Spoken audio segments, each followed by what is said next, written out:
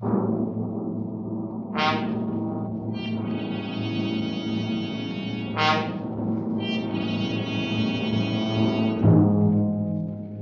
are standing on a bridge over Owl Creek, a noose around your neck. You have but a few seconds left to live, a few seconds left to plan your escape.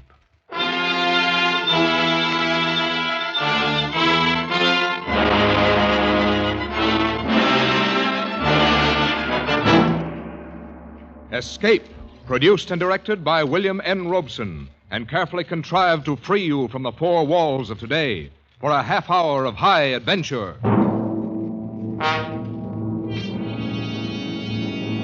Tonight, we escape to the war between the states and a muddy stream in Alabama as we recall one of the great short stories in American literature, An Occurrence at Owl Creek Bridge by Ambrose Bierce.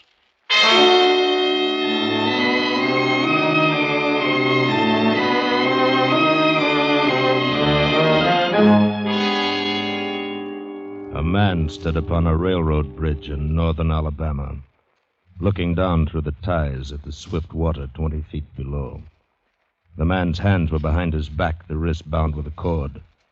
A rope closely encircled his neck. It was attached to a stout cross timber above his head, and the slack fell to the level of his knees. He watched a piece of dancing driftwood racing down the current beneath his feet. He thought, if I could just free my hands, I might throw off this noose and dive into the creek. If I swam underwater, I'd be safe from their bullets. If my wind held out, I could make the southern bank, take to the woods, and get away home. Peyton Farquhar, Alabama planter, stood at the end of a plank.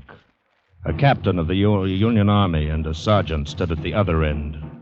When they stepped aside, the plank would tip upward, and Peyton Farquhar, Confederate spy, would slip between the ties to hang above the muddy water of Owl Creek until dead.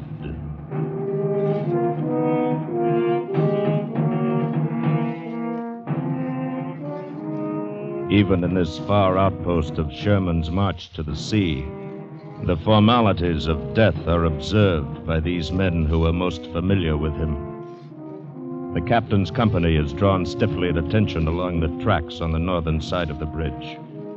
The lieutenant stands erect on the bank of the stream, the point of his bared saber scraping the gravel on the roadbed. Peyton Farquhar is being ushered into the Confederate beyond with every Union amenity.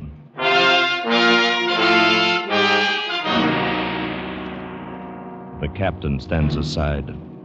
Now only the weight of the bulky sergeant counterbalances Peyton Farquhar at the end of his thin board.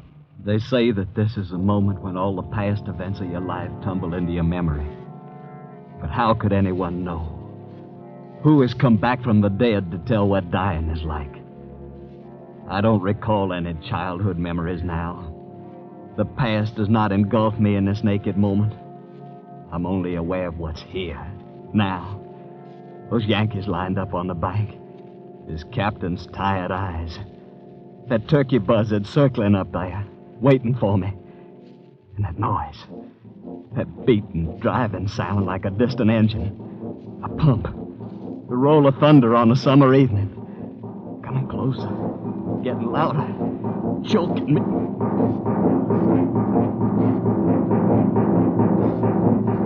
It's your heart, of course, that you hear, stepping up its cadence, pounding under the forced draft of fear.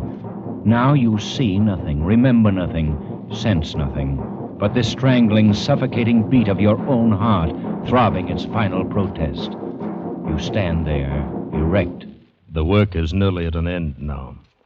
The captain draws his sword, flourishes it to a carry, sings out a command. Company!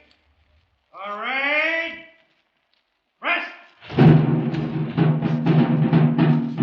The men on the bank smartly spread their legs, thrust hands forward over the rifle barrels. The sergeant on the end of the plank takes one step to the left. The plank tips forward. and Peyton Farquhar drops between the timbers of Owl Creek Bridge.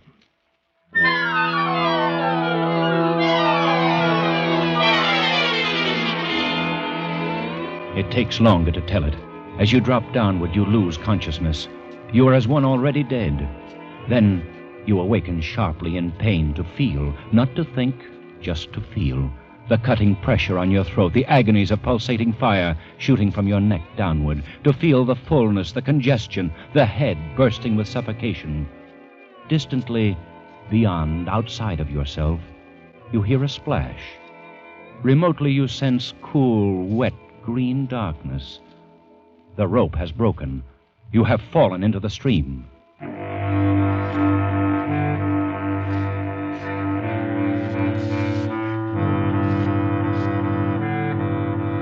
Now thinking returns slowly. You know for the moment you are safe from drowning because the rope around your neck tightly keeps the water from your lungs. Then I shall die hanging at the bottom of a river. And that's absurd. If I could get my hands free. I must get my hands free. Come, Peyton. They can't lick you. Try again. Once more. Good boy, the rope's given. Again. Try once more. That does it, my boy. Now, the rope around your neck. You must breathe when you come to the surface. You must breathe quickly. For if they haven't hanged you and they fail to drown you, you can't let them shoot you. Loosen that rope around your neck. You must get it loose. Now.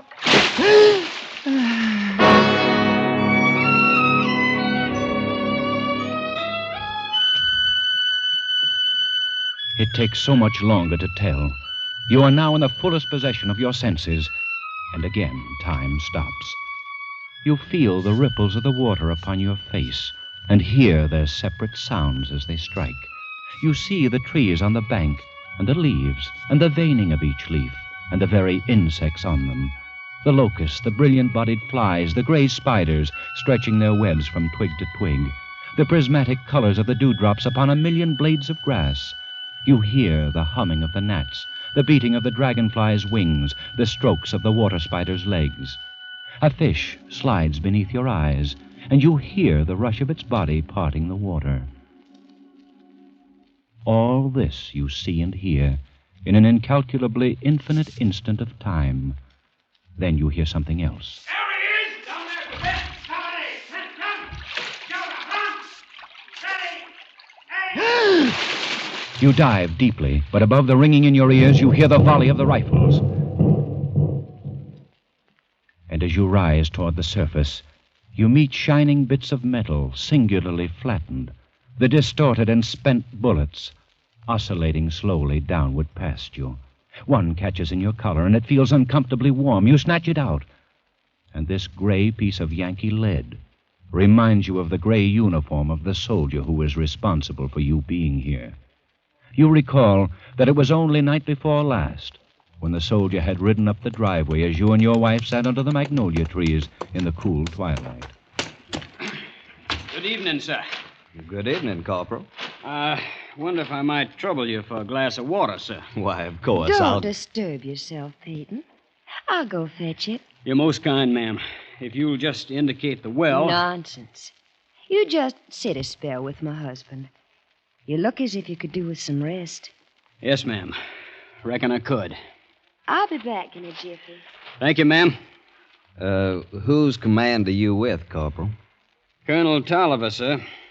13th, North Carolina. We get so little news down here. How are things going at the front? Not good, sir. The Yankees are getting ready for another advance. They're repairing the railroad. Got it in shape almost to Owl Creek Bridge. And they got an outpost there. Once they can run the trains beyond the bridge, there's nothing to stop them between here and Atlanta. Then why hasn't the bridge been destroyed? The military couldn't get near it.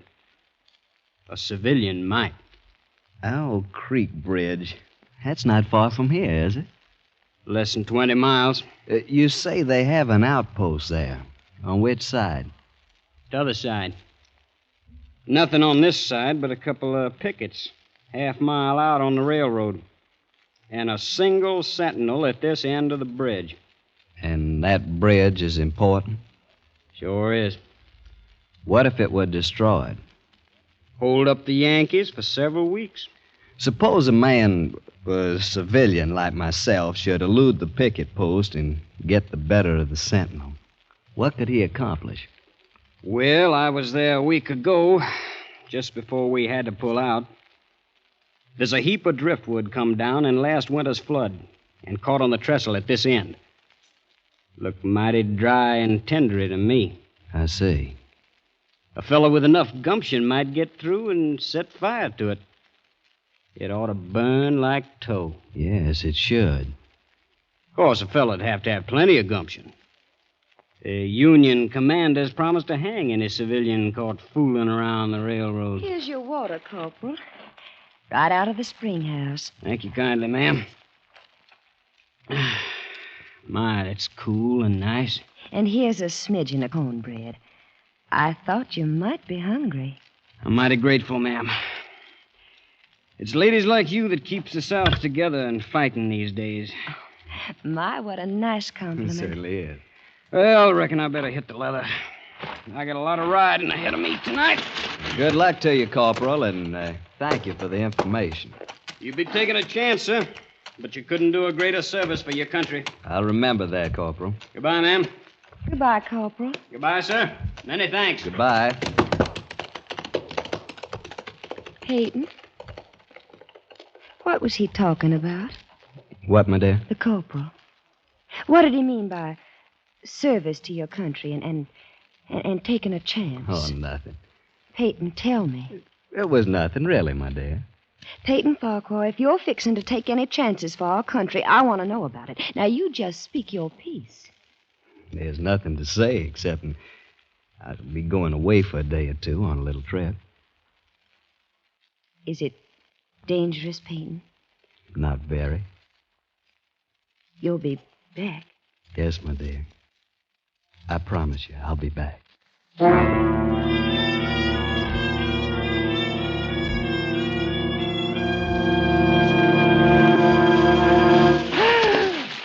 You break the surface of Owl Creek for a second time. And now you're much further downstream, further away from the Union soldiers on the bridge reloading their guns, the ramrods flashing in the morning sun. That captain won't make the same mistake again. He'll order them to fire at will. Heaven help me, I cannot dodge him. Another more terrible sound, cannon. They've trained a cannon on you. And close. Next time I'll use a charge of grape. Rifles and grape covering the water from bank to bank. I'm done for then. Then something seemed to grab you, and you're whirled round and round, spinning like a waterlogged top. You're caught in a vortex, a whirlpool. The water, the banks, the distant bridge, the soldiers become indistinct blurs. And again you're helpless. You feel dizzy and sick to your stomach. Just as you felt last night when you crept up the bank toward the lone sentinel on the south end of the bridge and discovered that the sentinel was not alone. There he is, boys. Grab him. Got him, Sergeant. Ah, well, Mr. Peyton Farquhar, we've been expecting you. How did you know my we name got was... ways. But look here, I'm a civilian. Save your breath and thank your maker we didn't shoot you in the back. Well, we don't do things that way up north. You'll get a trial. Everything fair and square. Bring him along, man. The whirlpool spins faster and faster. A sharp piece of driftwood tears at your coat. The churning brown water chokes you. You know there is nothing you can do. As you had known it last night, when they shoved you into a tent near the bridge to face the infantry captain with the tired eyes. Here he is, sir. Right on schedule. Good work, Sergeant.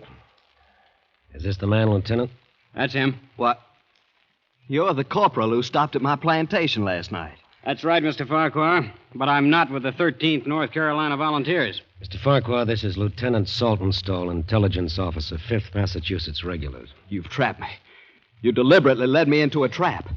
I'm a civilian and a planter. Yes, and also a Southern patriot, caught in the act of espionage. You can't prove it. We don't have to.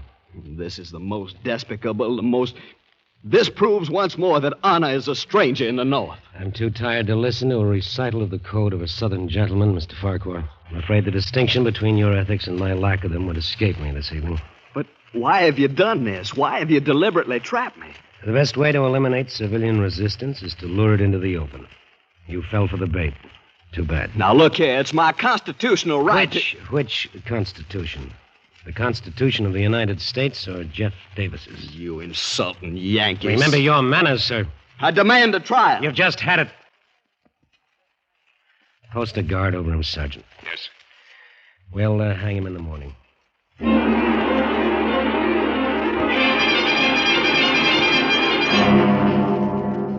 Something tears at your face, scratching, and you realize that the whirling has stopped. You open your eyes. You're lying on the southern bank of the stream, out of sight of your enemies. Safe. The gravel which has scratched your cheek now seems soft as new-picked cotton. The forest around you is a garden of luscious beauty, reeking with a heavy perfume of freedom. Even the whiz and rattle of the final charge of grape screaming through the treetops seems a benediction from the baffled cannoneer. You leap to your feet and run into the woods, south, towards home.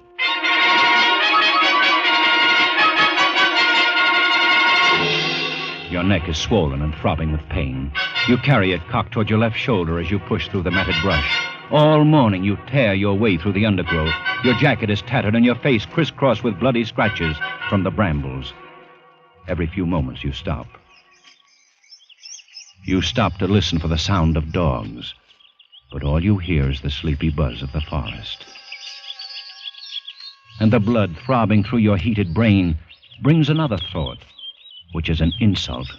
No dogs. You are not even important enough to the Yankees for dogs.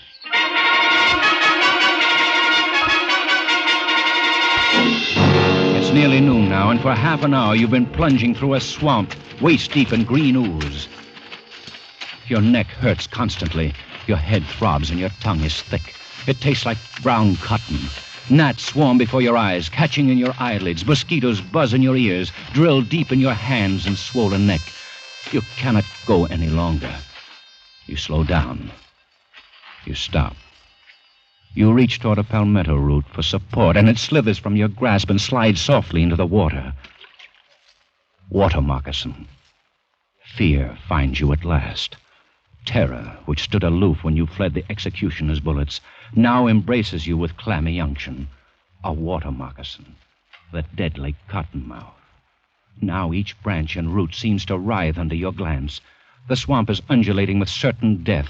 You plunge on through the dark, stinking ooze, on and on, tripping, stumbling, never stopping, for terror rides your back, flogging you with a whiplash of fear.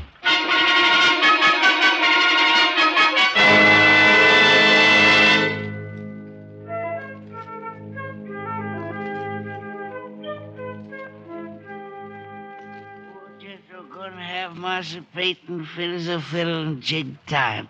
You just drink this here yop tea, Master Peyton. Thank you. Thank you. Jethro. Yes, sir, Master Peyton. What are you doing here? I live here. You live... Where am I? What happened? I was paddling my dugout home through the swamp with a mess of catfish. I sees you lying out there on the bank in front of my cabin. Jethro, I heard... I thought you were dead. Of course you thought Jethro was dead. You knew he had consumption when you sold him. You knew he couldn't last long, and he wasn't earning his keep. His wife and his daughter had carried on some at first, but after a while they calmed down. And last you'd heard, Jethro was dead. You thought I was dead, Master Peyton? Why, sir, don't you know what's happened to me? I'm free. I'm free at last. So, news travels fast. Even in the middle of this backwoods swamp, this lonely black has heard of Abe Lincoln's traitorous Emancipation Proclamation. And they believe it with the faith of children. Yes, sir, I'm free. I expect pretty soon my woman, my little gal, come along and join me. Yes, of course they will, Jethro. How is they, Master Peyton? Is they well? Yes, indeed, they're both fine. Your daughter's growing into a young beauty. Miss Farquhar's brought her into the kitchen, beginning to train her for the house. Well, what do you think of that? And my woman, she still sing as pretty? Yes, Jethro. Sundays at meeting time, we can hear all the way up to the big house. That woman's voice is prettier than all the angels. Jethro, I don't know how to say this, but I really was sorry about having to sell you. But there wasn't anything I else. understand, Miles Peyton. Don't pay it no mind. I done forgive you long ago. You have? Sure. Don't the Lord tell us to forgive those who trespass against us? Don't the Lord promise us we shall be free? Don't you worry none about it, Miles Peyton.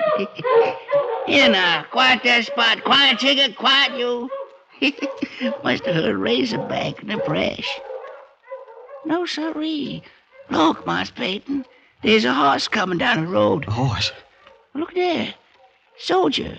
One of our soldiers, Corporal, look like. Jethro, you got to hide me. Why's I got to hide you, Miles Peyton? Don't ask so many questions, you insolent... Miles Peyton, you forget, I'm free now. Well, then, as an old friend of mine, please don't ask any questions. Just hide me. Don't tell that soldier anything. Well, sure, I reckon I can do that for an old friend, Miles Peyton. Here, you get down on this here bed. That's it. Put the covers over the side. There you are. Snug as a tick in a rabbit's ear. Remember, don't tell him anything. Have you come this far just to be turned in by a wool-gathering black who talks crazy? If Jethro knew this gray-clad corporal was really a Union lieutenant, he'd guarantee his freedom by turning you in.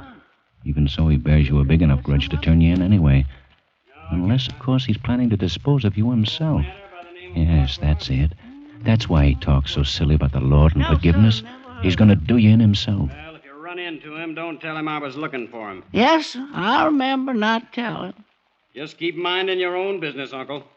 You live longer. Get up there. Yes, sir, I sure will. You can come out now, Miles Peyton. I declare I don't understand none of this. You says not tell him you're here. He says not tell you he's been here. What's this all about, Miles Peyton? Oh, it's nothing, Jethro. Nothing. I owe the man some money. I'm not ready to pay it yet. Oh, I see. I wouldn't know about that.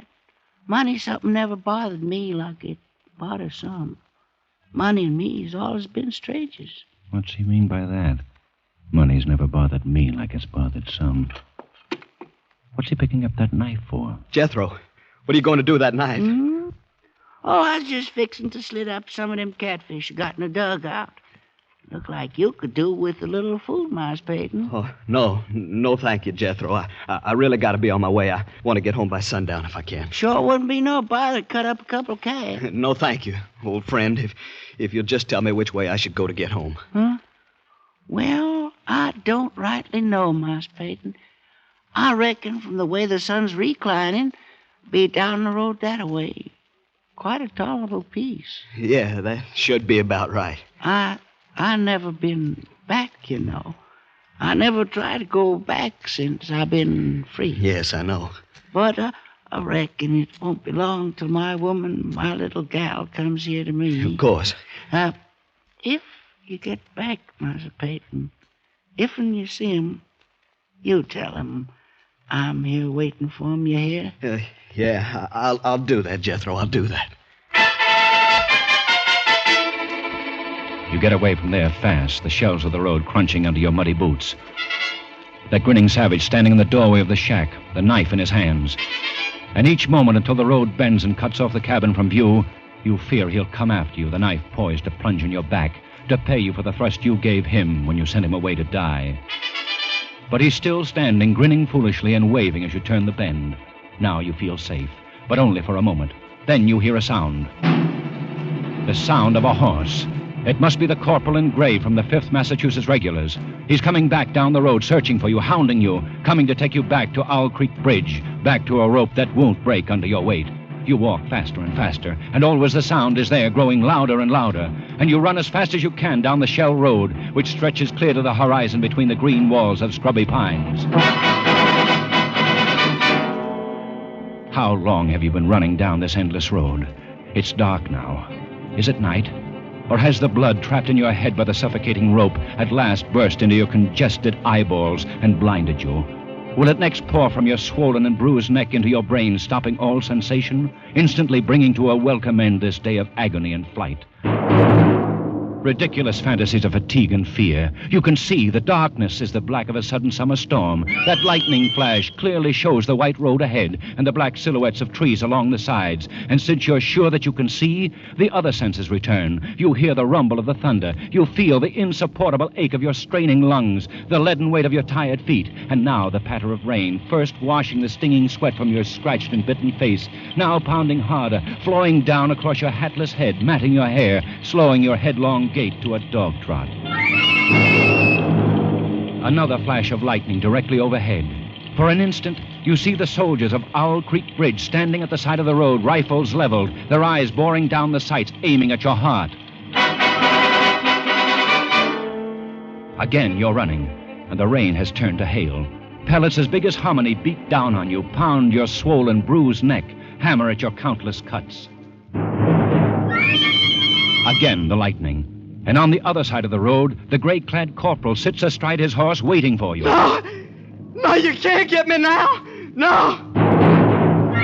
This bolt of lightning strikes a tree ahead of you, and in the white blinding light stands Jethro, black and grinning, knife raised in the air. No! No, Jethro! Forgive me! Forgive me! He's gone. And now you see dangling from each tree along the road a noose swinging in the wind. Wherever you turn, wherever you look, a noose waiting for you. A noose which wriggles like a water moccasin.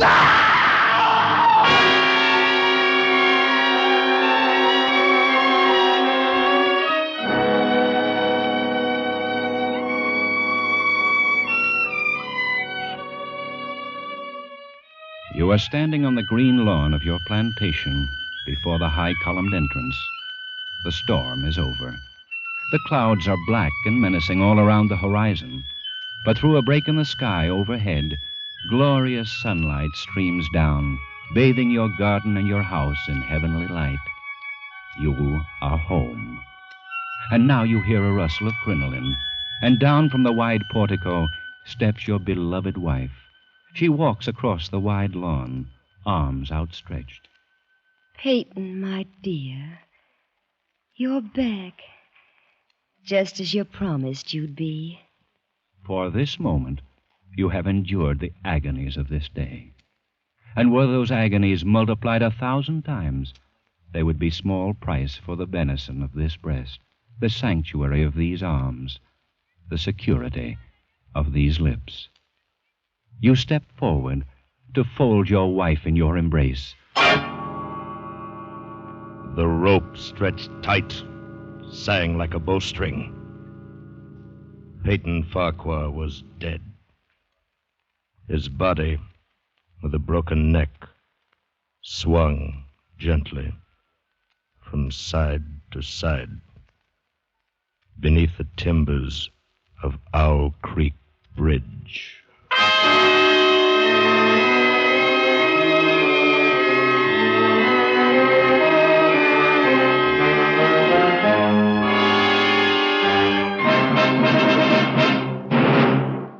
Escape is produced and directed by William N. Robeson, and tonight brought you An Occurrence at Owl Creek Bridge by Ambrose Bierce in a radio adaptation written by Mr. Robeson. The part of Peyton Farquhar was played by Harry Bartell. The narrators were Bill Conrad and Bill Johnstone. Jethro was played by Louis Van Rooten. The special musical score was conceived and conducted by Cy Feuer. Next week, you are trapped in the pitch darkness of a ruined mansion, and groping for you, stalking you, is a homicidal maniac armed with a knife, from whom you must escape.